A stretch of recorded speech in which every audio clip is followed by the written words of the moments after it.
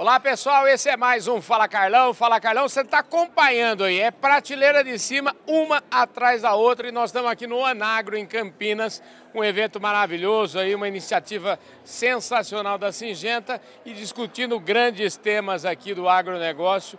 Hoje foi dia de falar aqui de segurança alimentar, hoje agora está todo mundo, realmente caiu a ficha do pessoal. E aqui do meu lado está o Nilson Leitão, que é o presidente do IPA, que é o Instituto Pensar Agro, dentre outras coisas. Tudo bom, Nilson?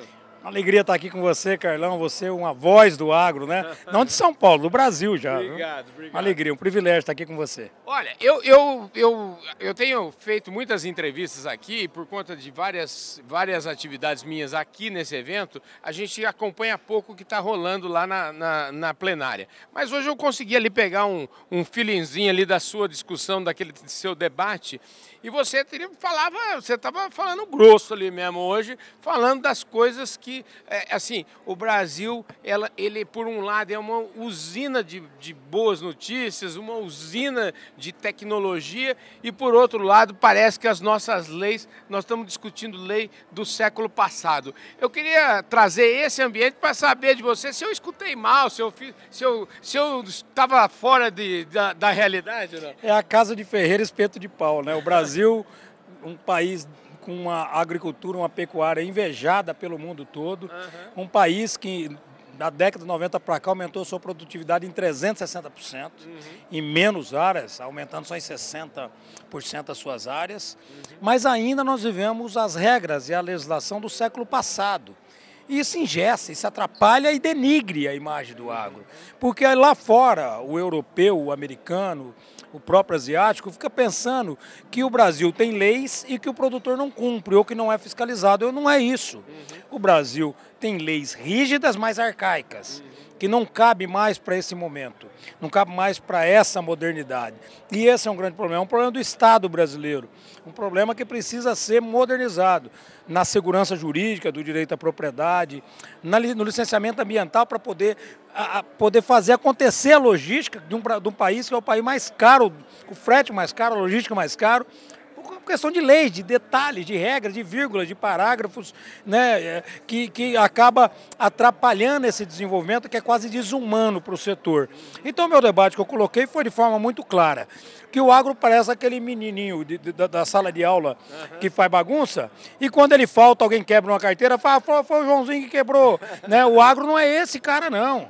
O agro é o cara que faz a coisa certa, que é sustentável, que o nosso produtor tem que preservar lá na Amazônia 80% sem receber um centavo, que tem que produzir 20% sem estrada, sem nada, com tudo muito caro.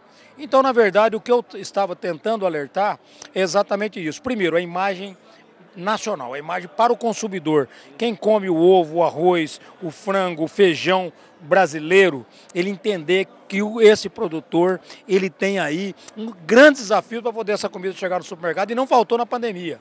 Né? E para o mercado internacional, nós temos que fazer com que o brasileiro pare de falar mal do Brasil, porque nós somos um grande supermercado, nós somos um balcão de negócio. O mundo quer comprar. Cada 5 pratos de comida, um é brasileiro. De cada 10 copos de suco de laranja, 7 são brasileiros. Poxa, tem que ter orgulho de falar o Brasil é bom no que faz. Então esse é o debate de destravar, desburocratizar, da eficiência, porque a tradução disso é emprego, renda e um melhor estado para todo mundo. Agora, a gente, na verdade, assim, já que a gente está nesse rumo da prosa, na verdade é o seguinte, a gente, para mudar isso tudo, nós estamos num ambiente democrático, num ambiente onde a gente precisa do Congresso, num ambiente de política, e eu acho que isso é impossível mudar se não mudar tudo isso, né? Como é que a gente... Senão a gente fica só reclamando, como é que a gente enfrenta isso e encara essa realidade? É em outubro? Teve um avanço, nós conseguimos tirar 5 projetos da Câmara, que estava lá há mais de 15, 16, até 20 anos, né? Licenciamento, regulação, e estão no Senado agora. Então é hora de tirar do Senado. Mas tem uma máxima que diz o seguinte, se a política não está resolvendo tudo, é somente a política que pode resolver tudo. Não tem outra ferramenta. Então essa é a saída. Então, na verdade, é isso, é eleger parlamentares que de fato tenham compromisso com o Brasil, que sejam lideranças, né? Que sejam pessoas que conseguem aglutinar, que consegue compreender, que tem essa sensibilidade. Não precisa ser um cara que sabe produzir feijão, ou arroz ou soja. Mas o perfil do parlamentar que de fato entenda o Brasil. Que lá o Congresso Nacional, o mais bobinho é deputado federal. O mais bobinho é senador. Todo mundo lá é inteligente, todo mundo lá ganhou uma eleição. Então você não tem gente boba lá, você não tem nenhum idiota lá. Então é importante que o eleitor escolher o perfil. O perfil. Qual é esse cara? Ele consegue agregar 5 pessoas em volta dele e convencer ele de um assunto? Ou esse aí é bom. Ele tem que ser articulado, tem que ser persuasivo, ele tem que ter o dom de liderar. Esse é o papel do Congresso Nacional. Os países que já estão com a democracia já calejada, eles exatamente mantiveram esse tipo de perfil. E isso acaba avançando, porque o legislativo é fundamental, é a contrabalança de tudo, tanto do judiciário como do executivo. Mas precisa ser benéfica, precisa ser para o bem, precisa ser para evoluir, para dar resultado. E aí entra a história do Instituto Pensar Agro. Eu queria que você falasse um pouquinho sobre isso, porque, como o próprio nome já diz, pensar agro, se a gente está pensando num setor que responde por 30% do PIB do Brasil, sem contar que agora, essa história de setor primário, esses dias o pessoal lá de São Paulo, o Chico Graziano, escreveu um artigo falando assim que setor primário, isso aí é coisa do passado. A agricultura brasileira é um setor que mais emprega tecnologia no Brasil disparado. Então é o seguinte, como é que isso tudo conversa e como é que o Instituto Pensar Agro tem conversado com toda essa galera que manda aí mesmo? O Chico está muito certo. Primário é tempo de tirar a mandioca pela mão, né? Cortar cana no braço, né? Isso acabou. O Instituto Pensar Agro ele tem uma função de trazer as melhores ideias, de facilitar a informação, escrever os melhores textos para que a Frente Parlamentar da Agropecuária possa facilitar, desburocratizar e dar eficiência nas nossas leis. As nossas leis elas precisam ser eficientes e auto-aplicadas, aquela que qualquer cidadão vai ler, vai entender, qualquer juiz em qualquer região do Brasil.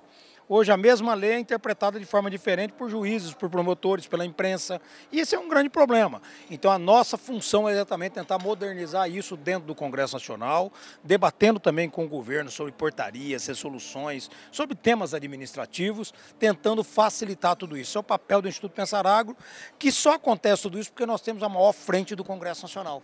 Nós temos uma quantidade de parlamentares que lutam por isso e na Câmara, principalmente, funcionou muito bem, né? Como eu disse, tirou 5 projetos de leis que estavam lá enterrados há muitos anos.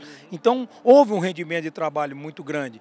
E o papel é esse, o IPA, ele tem que pensar mais o agro, ele não pode deixar acontecer, o setor não pode deixar acontecer o que aconteceu com os fertilizantes, em pegar todo mundo de calça curta, e temos que pensar nos próximos 10 anos.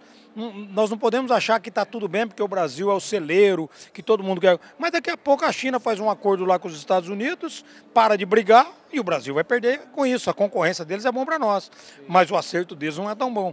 Então o Brasil tem que estar preparado para todos os planos, o B, o C e o D. Por isso precisa ter maturidade, pesquisa, ciência e, acima de tudo, evolução. O Brasil precisa destravar, virar página desses temas do século passado e, de fato, modernizar em todos os sentidos do agro. Olha, deixa eu te falar, a gente está aqui, para não dizer que não falei de flores com você, a gente está falando de coisa de 10 anos, 20 anos para lá, o Instituto Pensar Agro, mas a gente tem que pensar o seguinte, hoje é nós estamos no dia 7 de junho e parece que até o dia 30 de junho tem que sair o tal do Plano Safra. O Roberto Rodrigues me disse ontem lá na Fiesp que o Carlão, Plano Safra tem que ser Plano Safra de guerra. Eu falei com o ministro hoje aqui e falei, ministro, vai vir um Plano Safra de guerra? Ele não usou esse termo, mas disse que vai vir um Plano Safra que é um Plano Safra do mundo, não é só do Brasil. Você está animado com isso? Como é que você que está lá na CNA, como é que vocês estão acompanhando tudo isso? Foi uma guerra, né? Foi uma guerra porque primeiro nós não tínhamos nem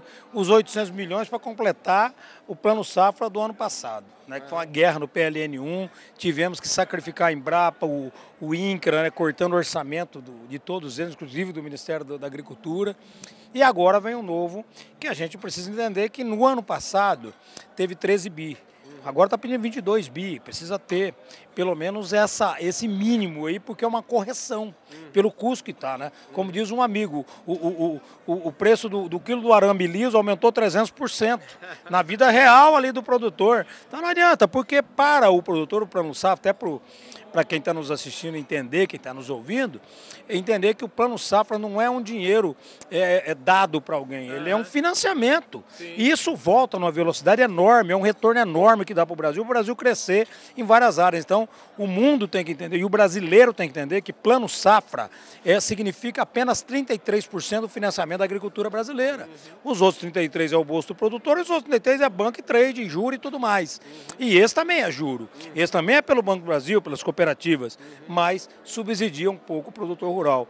Eu estou muito confiante que vai ser melhor do que nós imaginávamos, mas ainda vou aguardar mais um pouco para não ter nenhuma surpresa, né? Mas eu vou ficar aqui confiante que realmente vai vir trazer um alento dentro do momento em que os juros estão altos.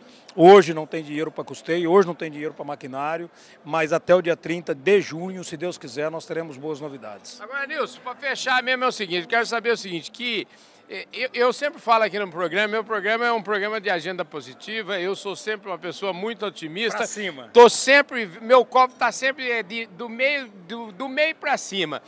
Que Brasil que você enxerga e que Brasil que você está vendo aí para o futuro? Não, eu acho que o Brasil não tem como errar. O brasileiro é resiliente. Seja lá o que aconteceu, o brasileiro não vai deixar essa peteca cair. Não vai deixar. O que nós, quem está liderando o processo, quem está liderando a entidade, tem a função de fazer, é de cobrar. Cobrar muito, né? Eu sempre falo que político não é para receber aplauso, é para receber cobrança, né? Porque o tempo passa muito rápido, né? Tive vários mandatos aí e eu falava quando eu tinha mandado, olha, por favor, cobre, não deixa de cobrar não, porque é preciso fazer isso. A grande vitória, o grande troféu de qualquer político é o resultado, né? O resultado. Se aplaudir muito e não tiver resultado é muito ruim. Eu acredito no Brasil, eu acho que o Brasil não tem como dar errado, tem uma oportunidade enorme. O Brasil era o país com a maior expectativa, a Ucrânia era um segundo país lá na região da Europa, com essa expectativa, está em guerra, alimenta 400 milhões de pessoas, o Brasil alimenta 800 milhões, e o Brasil tem uma responsabilidade até 2030, pelo menos, de ampliar em 41% a sua produção de alimento para alimentar o mundo. Então nós não temos direito de errar, nós não temos como esmorecer, nós não temos como facilitar nada, nós temos que ser duro e continuar confiante e esperançoso, que isso é peculiar do brasileiro. Ô Nilson, obrigado pela sua presença aqui no Fala Carlão, viu? Ó, eu tô organizando aqui, eu espero que você me ajude lá, e uma hora dessa, quero passar uma semana lá em Brasília, convidado, pra você me ajudar lá, convidado, intimado, eu quero que você vá lá, participe do almoço da Frente Parlamentar, da reunião do IPA, que você vá lá para dentro com essa sua qualidade e mais do que nunca, né? Com essa sua condição de poder alegrar os outros, de motivar os outros, ir para dentro do Congresso Nacional, falar com as autoridades e trazer para cá todas as informações possíveis aqui para São Paulo e para o Brasil. Maravilha. É isso aí, gente. Falei aqui com o Nilson Leitão, presidente do Instituto Pensar Agro. E o Fala Carlão, esse primeiro dia, eu vou falar uma coisa para você. Hoje foi top de linha, prateleiraço de cima, mas nós encerramos bem, estamos vivos aqui. E o Nilson Leitão não podia fechar em melhor estilo esse primeiro dia aqui do Anagro Singenta 2022. Valeu!